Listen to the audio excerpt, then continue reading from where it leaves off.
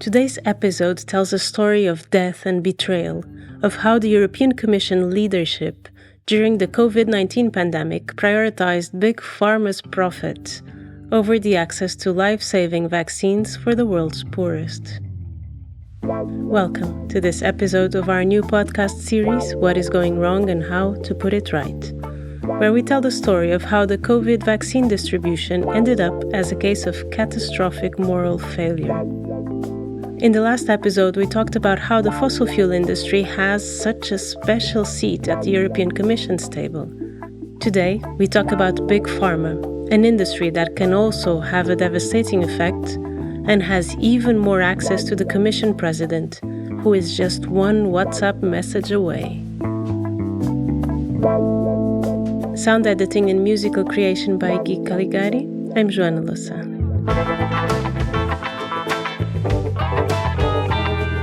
What is going wrong and how to put it right.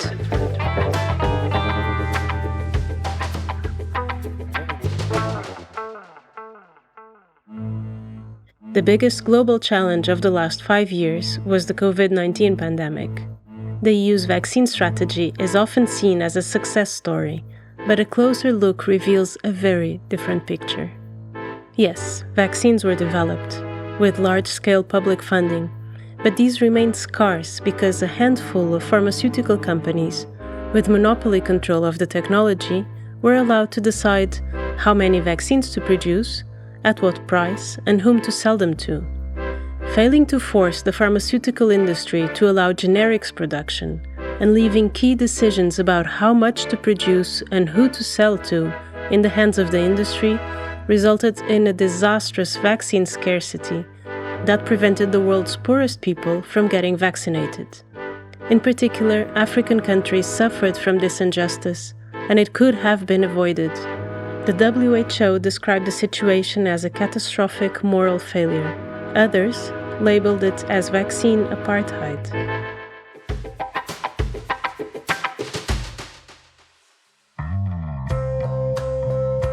The pandemic was a hard time. Regardless of what your specific situation was at the time, where you were, if you felt safe in terms of physical and mental health or economically, everyone went through a very hard time. So much so that for many people, now only 3.5 years after it started, remembering that period feels so distant. But of course, it was a lot harder on some than it was on others. In the early months of the pandemic, Commission President von der Leyen repeatedly stated that vaccines against COVID-19 should be treated as a universal public good, accessible to everyone who needs them. And COVID vaccines as a global public good was also explicitly mentioned in the agreement between EU member states and the Commission on the joint procurement of vaccines in mid-June 2020. It made sense. A virus has no borders, and while there is a pandemic going on, everyone is at risk. This agreement stated, and I quote, "The Commission will promote a COVID-19 vaccine as a global public good. This promotion will include access for low and middle-income countries to these vaccines in sufficient quantity and at low prices. The Commission will seek to promote related questions with the pharmaceutical industry regarding intellectual property sharing." End of quote.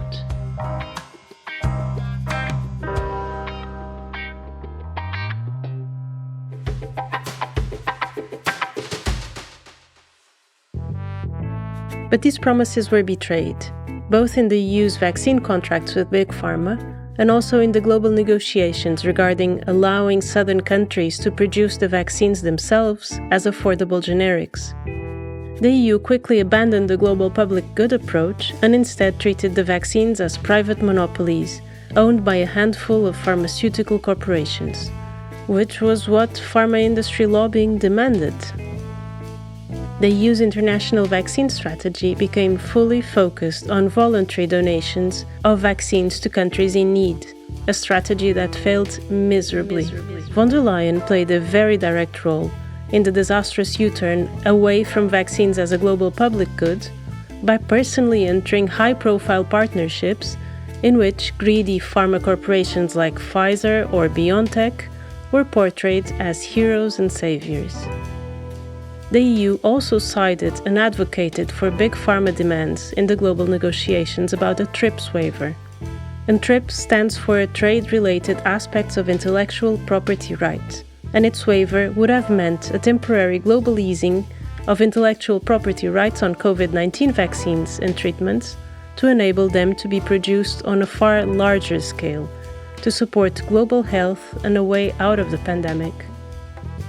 The TRIPS waiver was first proposed by India and South Africa, but due to strong resistance from the EU and other northern governments, it took a year and a half to reach agreement on a weak text with limited benefits for the Global South.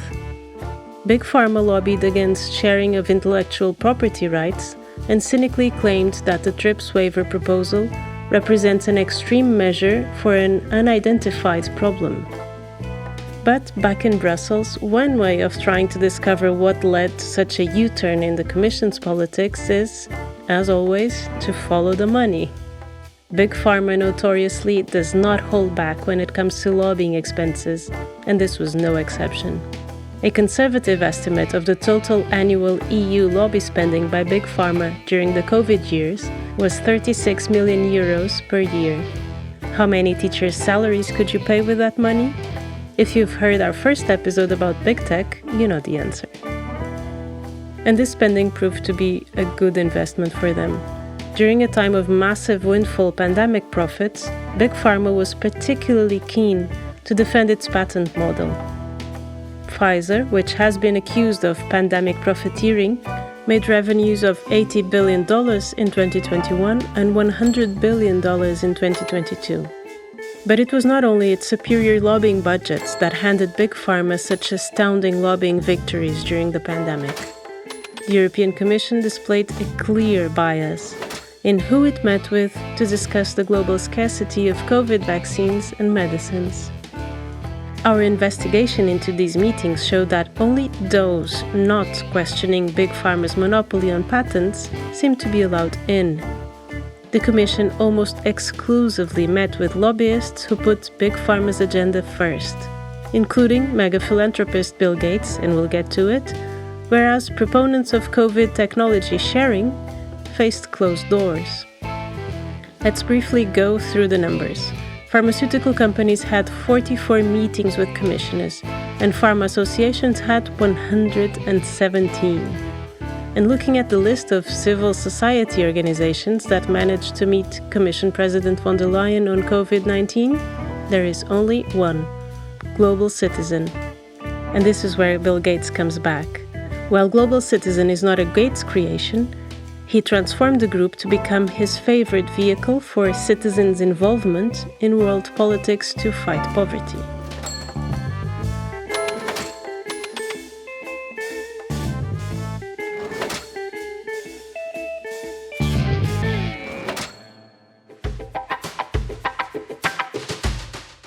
Let's hit pause in this story for 1 minute and have a short break. Who owns the patent on this vaccine?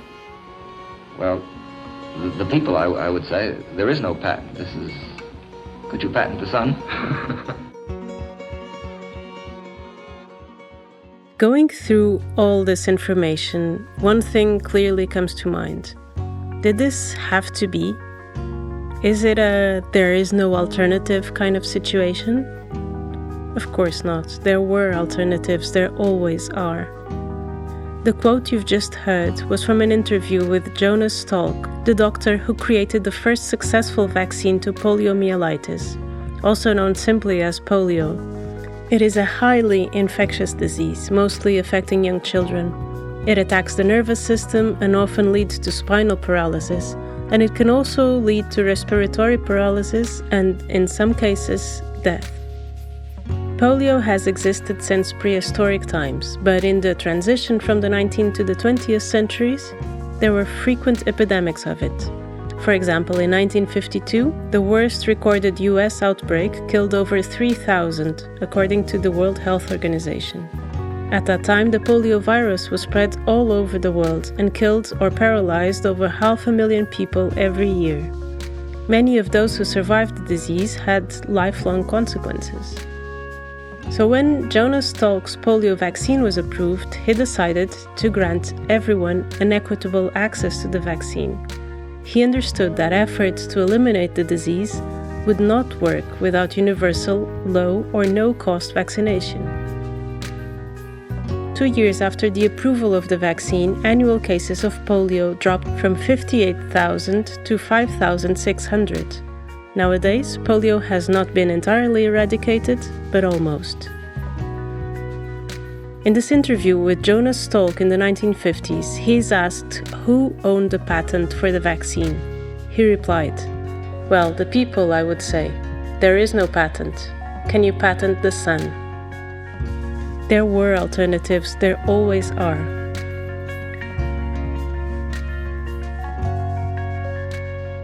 Let's get back to our story.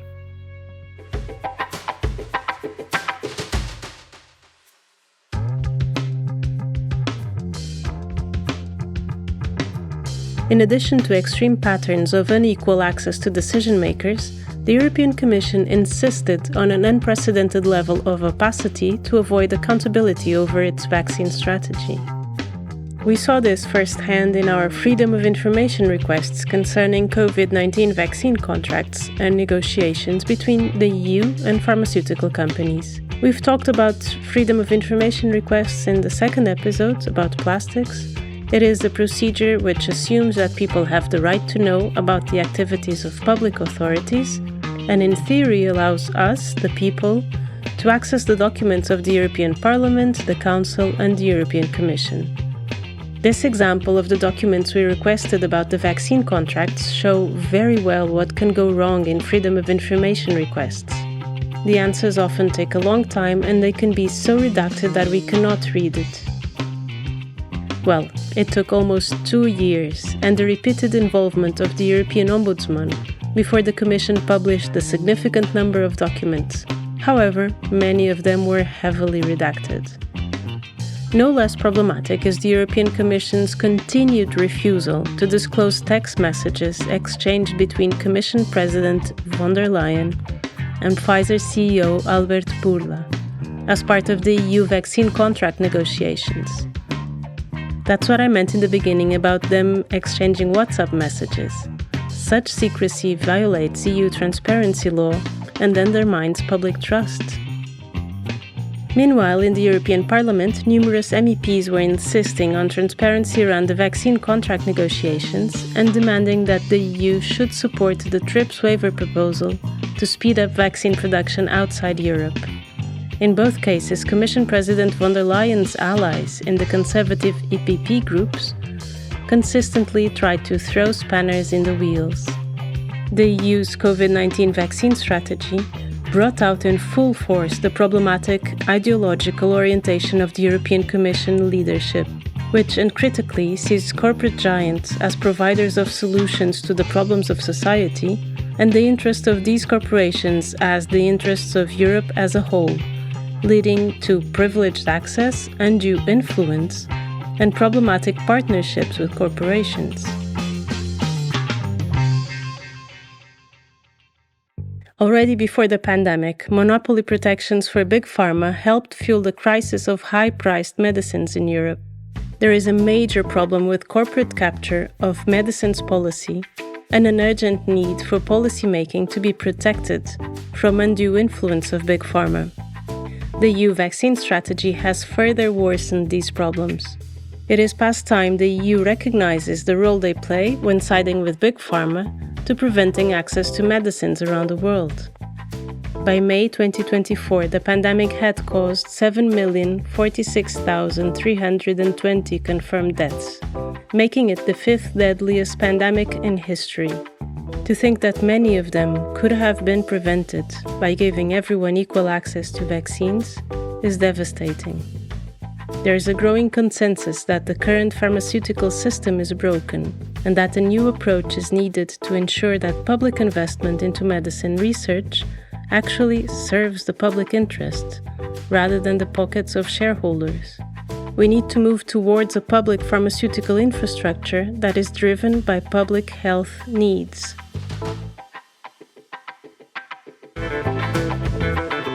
We have come to the end of our episodes. Please share it, rate it, and send us a message with your feedback.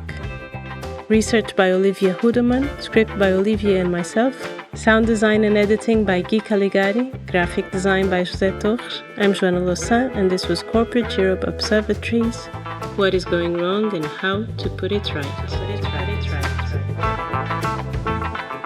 Don't miss our next episode.